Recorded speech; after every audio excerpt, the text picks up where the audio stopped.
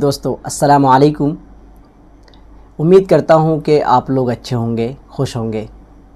जैसा कि आप लोगों को मालूम है कि पूरे मुल्क के अंदर इस बात का हर एक इंसान को दर्द है, हर सबको इन चीज़ों के बारे में, वो ट्रेन हादसा उड़ीसा में जो हुआ, इस चीज़ को लेकर जो है हर एक इंसान, हर व्यक्ति जो है उसके दिल के अंदर एक मलाल है, एक दर्द है। इस बात को लेकर सब गमज़दा है। अब आगे जो है जो ख़बर आ रही है, मैं उसी ख़बर को आप तक जो है पहुंचाने का काम कर रहा हूं।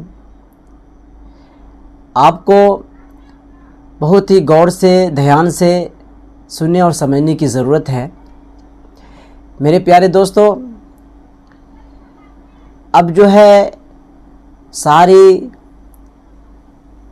हादसे का जो है ज़िम्मेदार एक मुसलमान को ठहराया जा रहा है। ये ट्रेन हादसा जो उड़ीसा के अंदर हुआ है, इसका ज़िम्मेदार एक मुसलमान को दिया जा रहा है।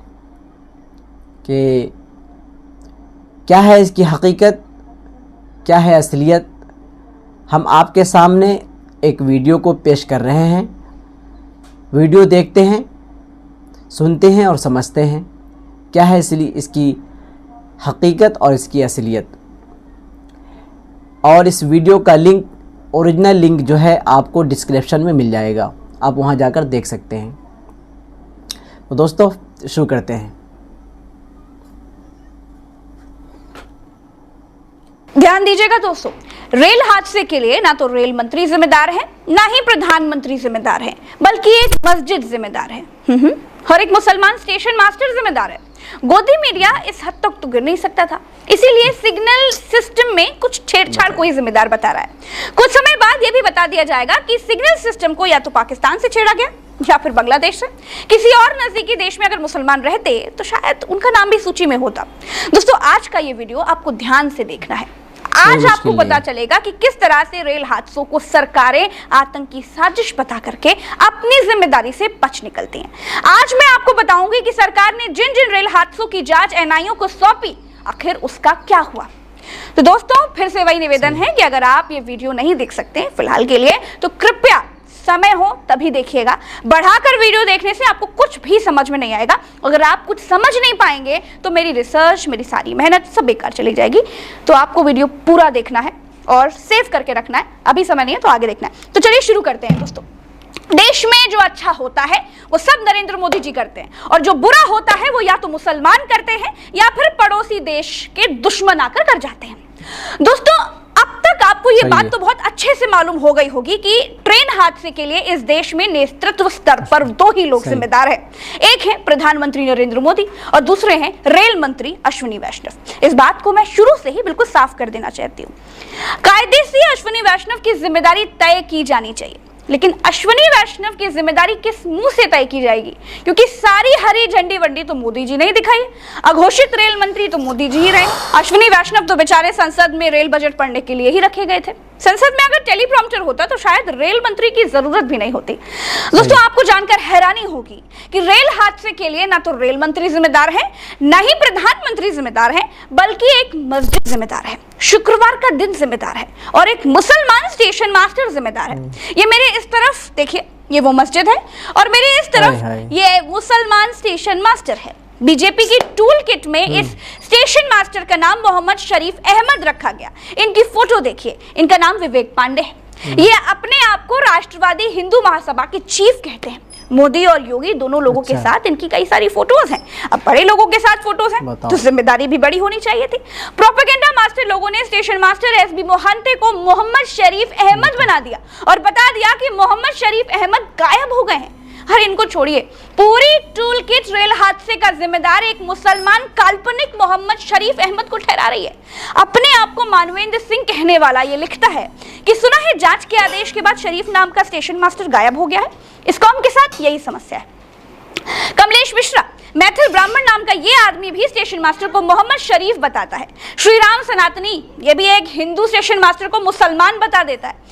ये भी यही बताता है। और इन जैसे हजारों आईटी सेल वाले स्टेशन मास्टर को मुसलमान बता बता करके प्रोजेक्ट करते हैं और आपके दिमाग के साथ खेलते हैं। आईटी सेल किसकी है? बीजेपी की।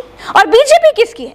किसके आदेश पर हिंदू स्टेशन मास्टर को मुसलमान बनाकर उसे बलि का बकरा बना दिया गया? आप जानते हैं? आपको तो सब पता है।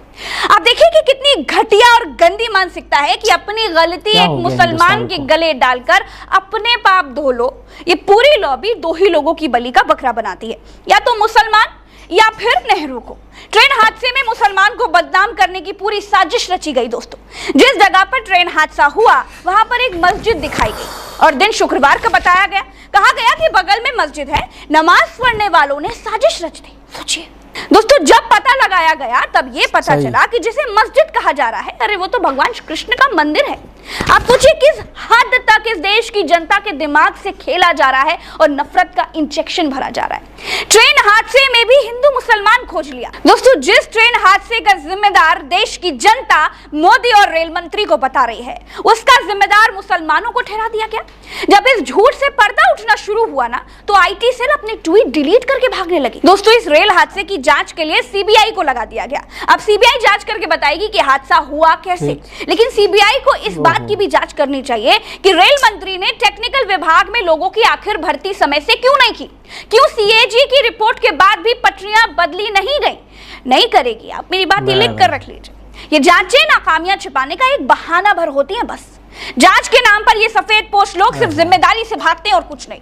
दोस्तों, आज आपको जानना चाहिए कि इससे पहले जब 2016 में कानपुर में ट्रेन हादसा हुआ था, 152 लोगों की जानें चली गई थी। कहा गया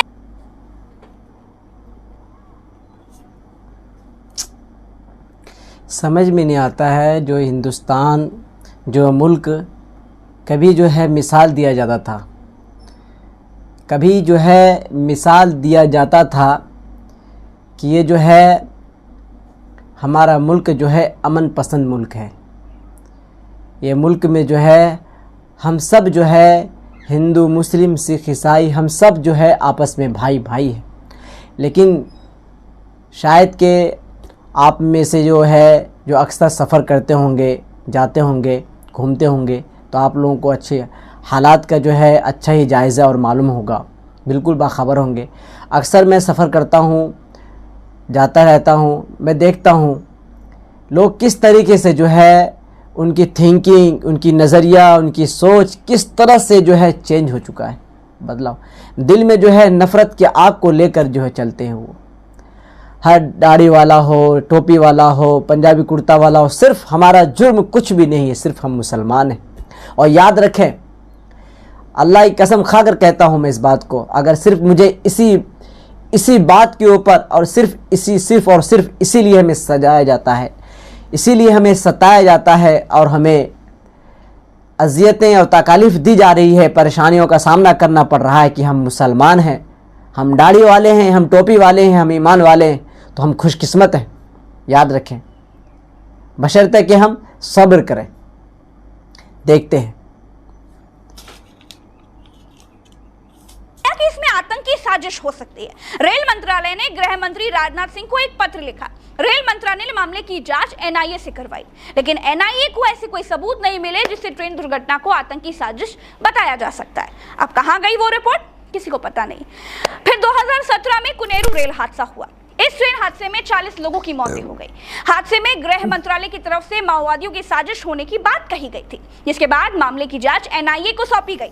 एनआईए ने यूएपीए के तहत मामला भी दर्ज कर दिया था, लेकिन अभी तक एनआईए ने इस मामले पर किसी भी तरह की कोई भी चार्जशीट दायर नहीं करी है। दोस्तों, 2017 से 23 हो गया, कहां गई वो जांच, कहां गए माओवादी? दोस्तों, जांच के नाम पर सरकारें अपनी जिम्मेदारी से भागती हैं। ये रेल हादसा क्यों हुआ कि इतनी बारीक बात है कि कोई पता ही नहीं लगा पा रहा है कि सीबीआई जांच करेगी। इतनी बड़ी कॉन्स्पिरेसी है, इतनी बड़ी साजिश है कि अब सीबीआई 2-4 साल में जांच करेगी तब बताएगी।